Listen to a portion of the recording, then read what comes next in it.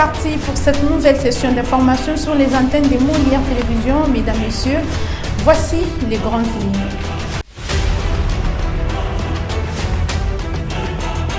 Au sommaire de ce journal, mesdames et messieurs, le Premier ministre congolais a réussi à stabiliser le franc congolais sur le marché local. L'analyse faite par les experts en économie à l'occasion de la deuxième année de Samalou Kondé à la tête du gouvernement. Et puis, préparatif des Jeux de la francophonie à Kinshasa, la RDC enregistre un retard sur la livraison et la réalisation des infrastructures, a fait savoir l'administrateur de l'OIF.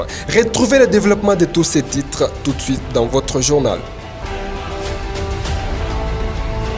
Pour commencer, le Premier ministre Jean-Michel Samalou Kondé totalise 2 ans à la tête du gouvernement congolais. Sur le plan économique et financier, certains analystes estiment que l'actuel chef du gouvernement a réussi à stabiliser les francs congolais face au dollar américain. D'autres détails, c'est dans cet élément des reportages d'Éric Lutumba et Paulin Mbaya.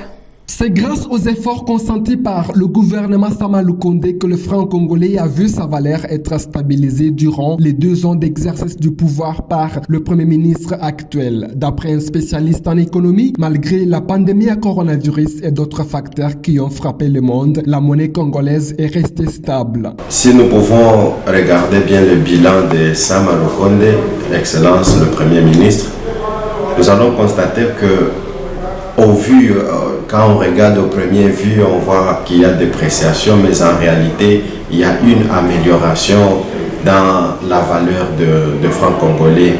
Parce qu'en 2020, le franc congolais a perdu sa valeur à un seuil de 20%, et cela était dû aux problèmes liés à la pandémie coronavirus. Et Sama et son gouvernement ont tout fait de façon à récupérer la situation, et en 2022, cette dépréciation a été remontée jusqu'à 4% de perte de valeur. Donc en réalité, nous pouvons voir qu'il y a eu dépréciation, mais le gouvernement Samalou Kondé, les 2 années ici, se bat pour que le franc congolais revienne à sa valeur.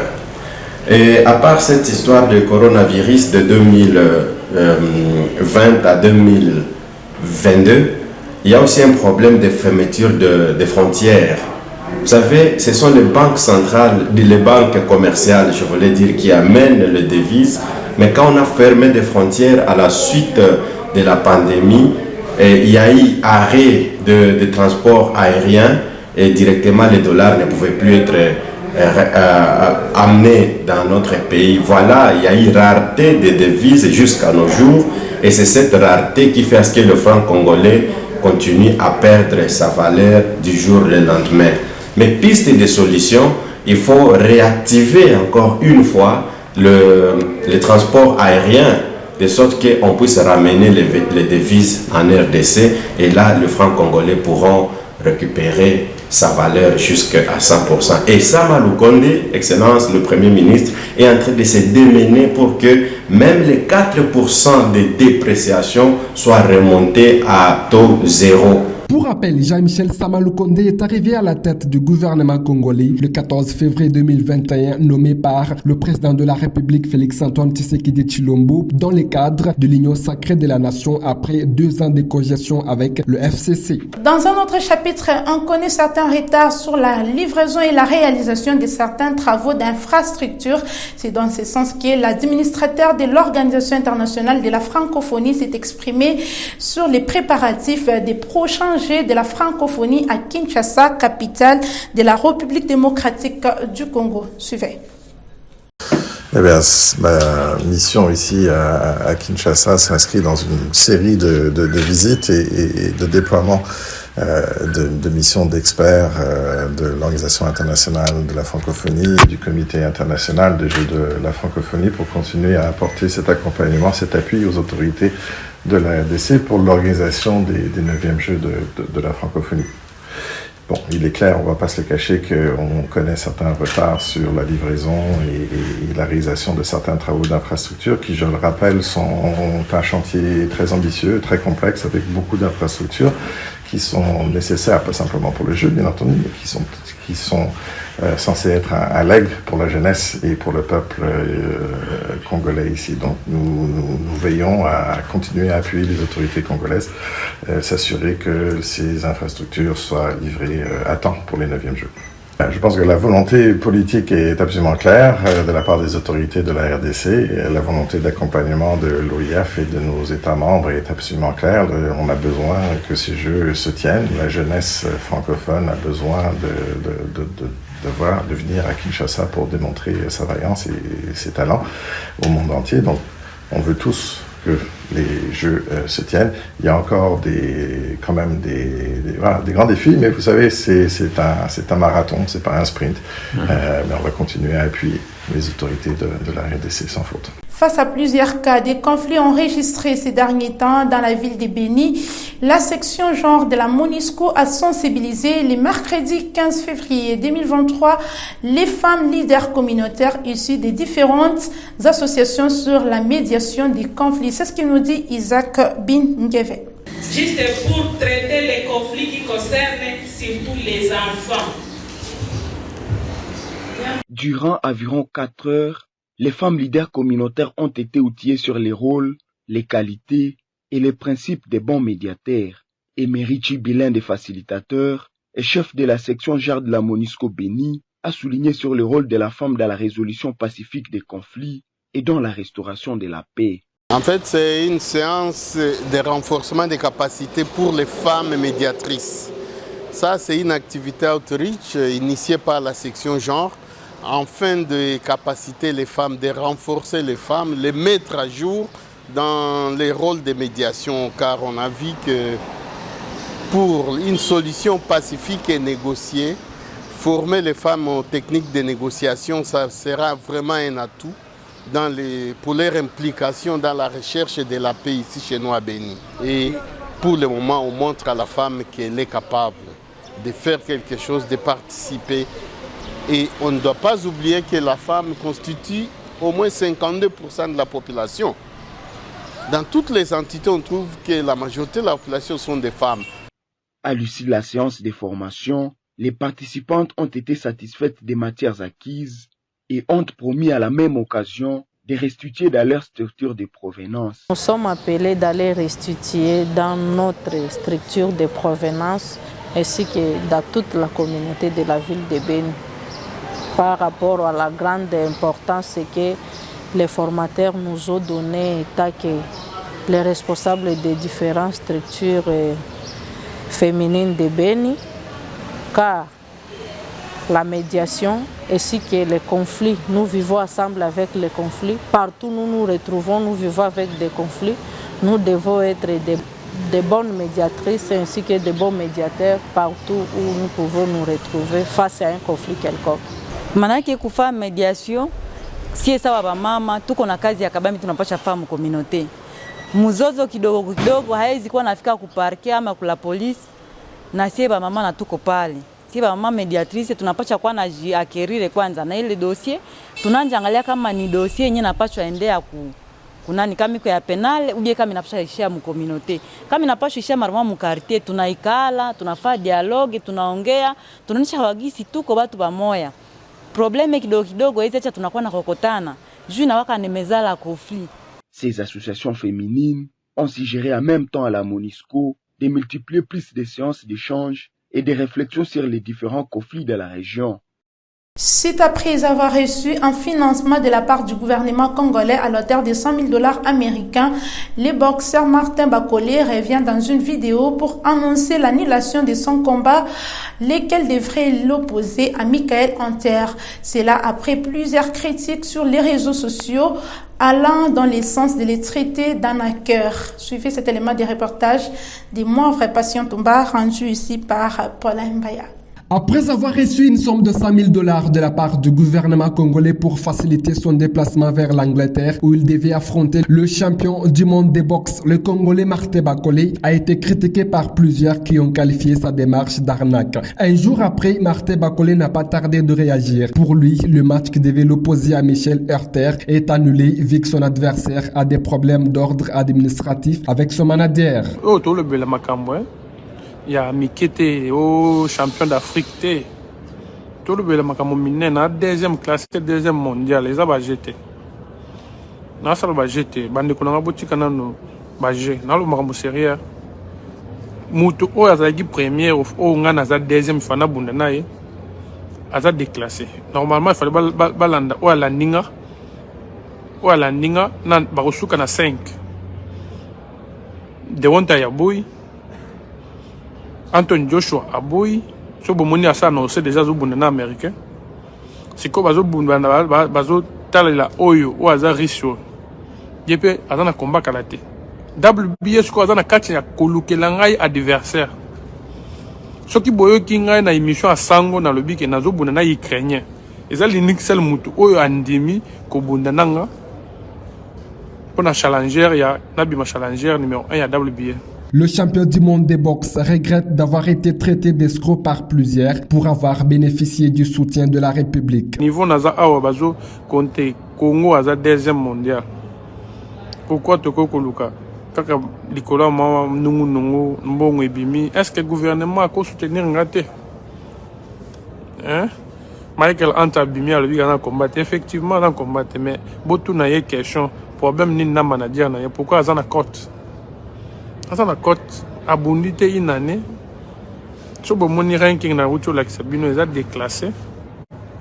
Pourquoi boluka ko créer un problème place problème exacté? Pour me repartager vidéo où tout le monde a besoin d'informations. Moto a besoin d'informations, moussous pour contredire on a la kisibino on a na yebi sibino on a na yebi akoya ka poster. Pourquoi na zo umela tout le monde va kimaka kubunana? Il faut rappeler que c'est à l'issue de sa sortie médiatique sur les réseaux sociaux accusant le gouvernement congolais de n'avoir rien fait pour ce grand combat qu'il attendait que ce boxeur avait enfin bénéficié du soutien du gouvernement de la République. Plus de 2 500 000 électeurs sont attendus pour l'opération d'identification et d'enrôlement des électeurs dans la province de l'Ituri. C'est ce qu'a fait savoir les coordonnateurs provinciaux de la Commission électorale nationale indépendante au cours du lancement officiel ce jeudi 16 février 2023. C'est un reportage signé Thierry Bati Rafiki. Une application de Le processus électoral tant entendu dans la province décrétée sous état de siège est devenu une réalité. L'élancement des processus de l'enrôlement a eu lieu à Lepoville, à présence de plusieurs couches de population, la société civile, les partis politiques membres de l'Union sacrée, les députés nationaux. Plus de 2 500 000 électeurs sont attendus pour l'enrôlement. Jimmy Anga, coordonnateur de la Commission électorale nationale indépendante à province de l'Ituri. Nous attendons, comme nous l'avons, plus de 2 700 000 électeurs et nous avons plus ou moins 96 097 machines opérationnelles. Nous sommes sûrs que nous allons gagner le pari et c'est avec l'accompagnement de tous et de chacun d'entre nous et de tout le monde. Au nom des gouverneurs de l'Ituri, le lieutenant-général Johnny Luboya Kachama Unega Ege, le directeur de cabinet du gouverneur, invite la population de l'Ituri de s'enrôler massivement. C'est maintenant le tour de l'ère opérationnelle 3 dont la province de l'Ituri fait partie. J'invite donc toute la population des tranches d'âge concernées, c'est-à-dire à partir des 18 ans révolus, à qui sont associés les jeunes nés au plus tard le 31 décembre 2006, à s'enrôler massivement. Honorable Jean Toko, le membre des plénières de la CENI qui a lancé ce processus, est très satisfait de voir l'engouement de la population aux différents centres. Je suis très satisfait de la première journée ici à Bouna. C'était presque inattendu. Je suis vraiment surpris même de voir l'engouement. Le premier jour comme ça, je m'imagine, après une semaine, on risque même d'être débordé ici avec un tour. C'est une occasion à tous les groupes armés qui ont signé l'acte d'engagement d'accompagner ce processus et venir s'enrôler. On n'a pas cité les miliciens. Donc les miliciens, c'était un civil qui a pris l'arme. Donc, il doit, c'était devoir il doit aller s'enrôler, mais sans armes. Oui, nous demandons aux groupes armés qui opèrent à Djou, Codeco, le groupe des autodéfenses, qu'ils facilitent les tâches pour notre gouvernement et aussi pour notre population. Signalons que quelques centres d'enrôlement ont été visités par le commissaire provincial de la police nationale congolaise de l'Ituri, le commissaire divisionnaire Anjouengo Isengelo Akio. Poursuivons cette édition du journal. Le président de l'Assemblée provinciale du Haut-Katanga, l'honorable Michel Katsebengoy, s'est fait enrôler dans son fief électoral d'Impuito. Ici, le premier d'entre les députés provinciaux a appelé sa base à se faire enrôler massivement. Suivez. Route Lubumbashi-Mpueto, un voyage difficile et périlleux qu'a effectué l'honorable président Katsebengoy Michel pour se rendre en Mpueto, son fief électoral. Une fois arrivé, le fils du terroir a été reçu par ses siens, ses électeurs, avec enthousiasme jusqu'au centre d'enrôlement où il a subi toutes les étapes jusqu'à l'obtention de sa carte d'électeur. Un devoir civique accompli. Le premier d'entre les députés provinciaux a prêché par l'exemple. Il a sa nouvelle carte d'électeur, puis a appelé la population à se faire enrôler comme lui. Message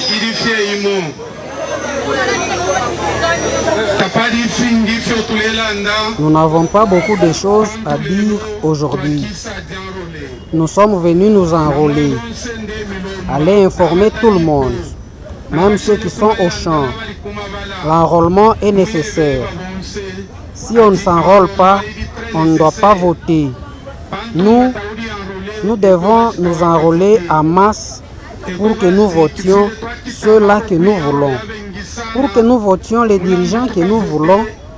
Lorsque tu ne viens pas te faire enrôler, c'est-à-dire tu te prives des élections. Et dans ce cas, ne te plains pas. Ne dites pas que les dirigeants ne sont pas bons. Je vous montre l'exemple. Voici ma carte d'électeur. Faites tout pour informer tout le monde à s'enrôler massivement avant la clôture de cette opération.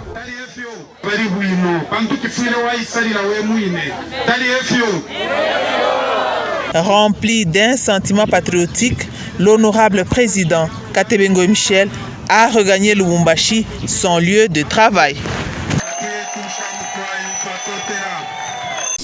Et l'honorable député provincial du Haut-Katanga, Victor Ngoyi s'est fait enrôler le week-end dernier dans l'un des centres de la Commission électorale nationale indépendante de Kipushi, sa circonscription électorale accompagnée d'une foule immense composée de membres et sympathisants de la Fondé Koki. Suivez cet élément de reportage de Gérard Isaac Sangwa.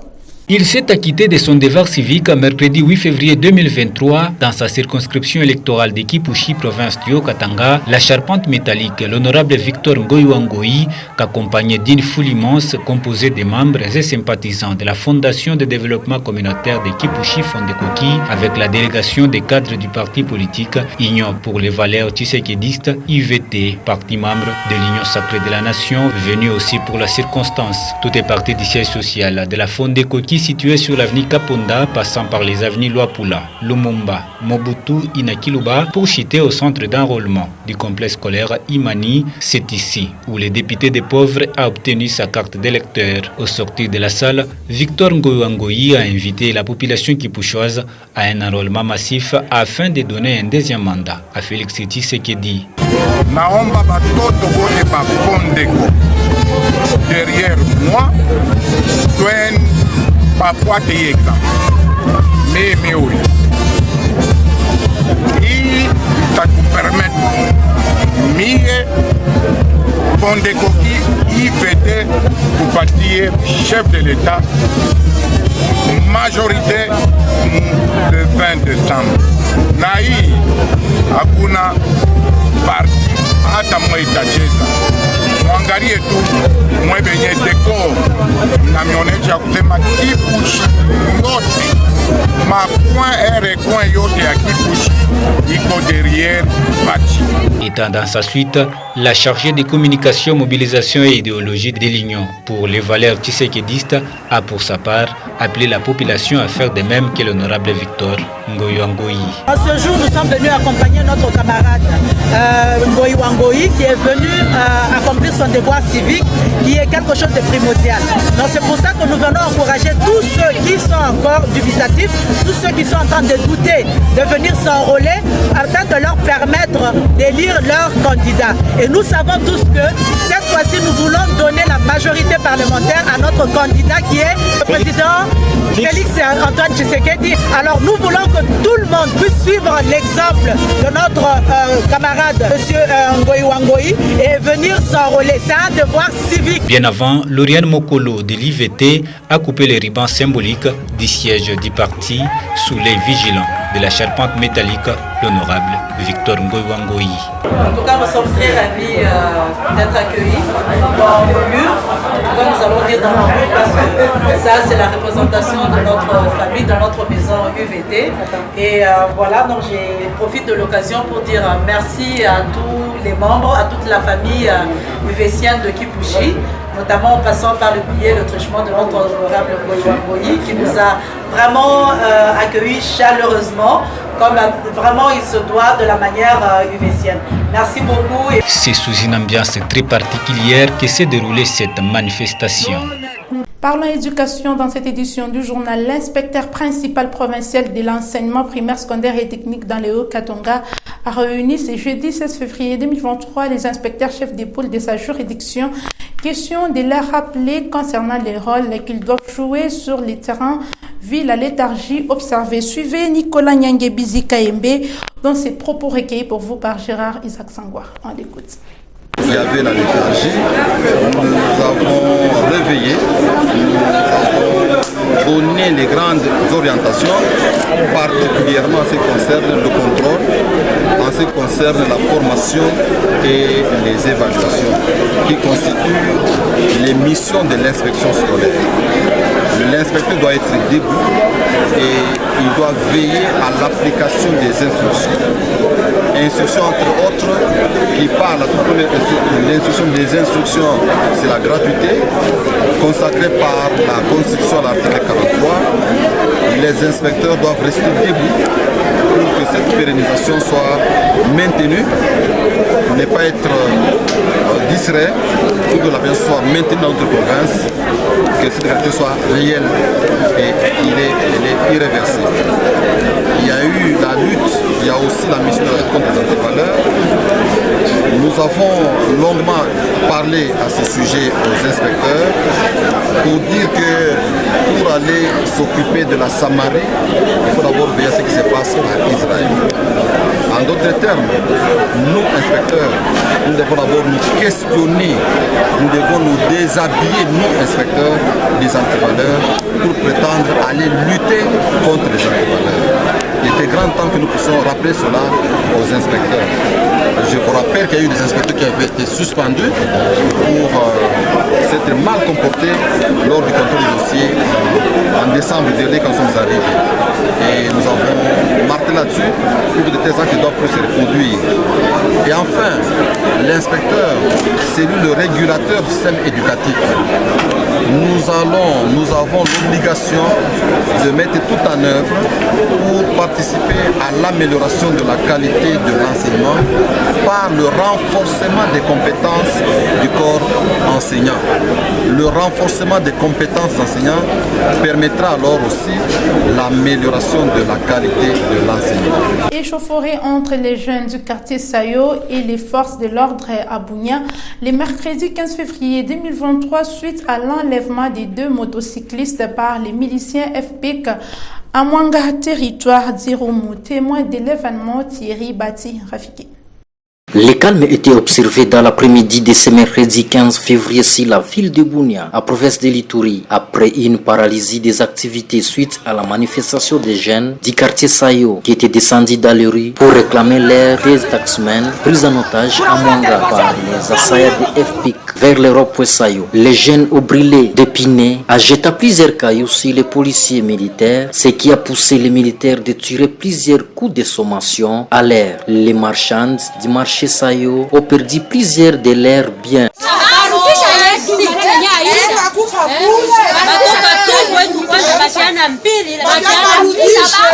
Les services de sécurité ont arrêté 7 jeunes et relâchés après. Une personne était blessée, vite acheminée à l'hôpital pour les soins appropriés, a dit le commandant de ville, le commissaire supérieur Abeli Mwangu Gérard. Serge, le président des jeunes du quartier Sayo, appelle les jeunes de sa juridiction à l'apaisement.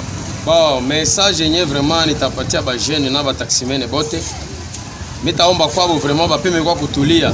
Hizi bakubwa wanakamata wanasema ya kwamba watatusaidia kwa kufanya demarche. Kama kweli ba jeune tubiko Mwanga batarudia. Na kama wanaua babu tutaomba na bakubwa vraiment bafanye moyen yote pour que ile mwili batuletee yao juu famille yote na sisi tuko nyona lazima ile mwili. Signaloqué, il y avait 3 taxmen qui étaient pris en otage, mais l'un s'est échappé de justesse. Un présumé escroc, frappeur et faux guérisseur féticheur a été arrêté à Butembo depuis le 9 février 2023 par la police d'investigation et d'intervention. Il a été présenté le mercredi 15 février 2023 à l'état-major de la PNC. Suivez cet élément de reportage de Isaac Bingeve. Il s'agit de M. Zoa Pepro Vivumbo qui a été arrêté après qu'une plainte soit déposée à sa charge par Kakule Musondoko Simeon. Le présumé escroc a promis un porte-monnaie magique à Musondoko qui lui donnera $5 000 chaque jour et après une année, il lui a été promis $1,825,000 américains à condition qu'il dépose $20,000 auprès du féticheur arrêté ce jour. Comme qui dirait, tout flatteur vit aux dépens de celui qui l'écoute, Kakule Musondoko Simeon a donné les $20,000 américains. Et c'est quand qu'il n'a rien reçu en retour journalièrement qu'il est allé à la police pour présenter les cas. Saisi du dossier, la police a reçu un mandat de persécution auprès du parquet de Butembo. Beaucoup de matériels ont été retrouvés dans la maison du féticheur frappeur, entre autres des pots de gros serpents, de crocodiles, de gris-gris, une statue de Marie, un poupée et autres petites bouteilles. Selon le commissaire adjoint Pascal Kangisini, qui a présenté ses présumés, a appelé d'autres victimes de venir charger ces présumés qui a été directement déférés aux instances compétentes. Une joie immense a animé les femmes méthodistes de la province du Haut-Lomami le mercredi 15 février 2023 lors de la distribution gratuite de la farine par la gouverneure de province, le docteur Yumba Kalenga Mushimbi Isabelle. Les détails, c'est dans cet élément des reportages. Après la phase de distribution gratuite de la farine aux femmes de toutes les confessions religieuses, des épouses militaires et policiers, les associations des femmes et autres couches sociales par la gouverneure de province, Luyumba Kalenga Mushimbi Isabelle, pour ce mercredi 13 février, la femme incarnée par les social a volé au secours aux femmes méthodistes et toutes femmes qui étaient présentes au lieu de la distribution.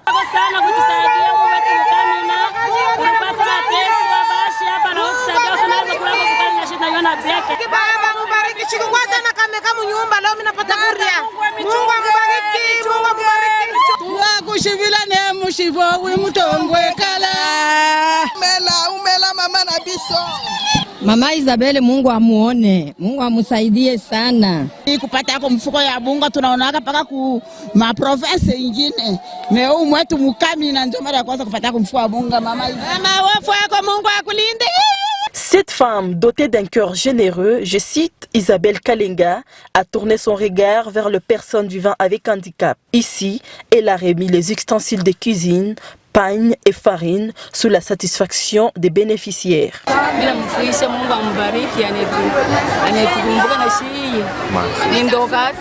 Na mama yetu mzazi, Mungu amutangulie kwa miti yote na makazi yake yote iko nenda faka kwa mbele. Hakuna wote banetufanyaka hii neema kutuona chi hapa hivi. Vile tunamfuisha asitwache.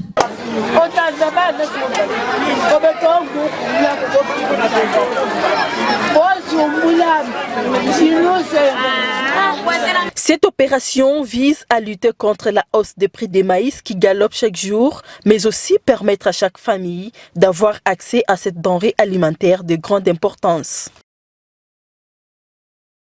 C'est sur cet élément que nous jetons l'encre de cette édition du journal. Je vous propose les rappels des titres.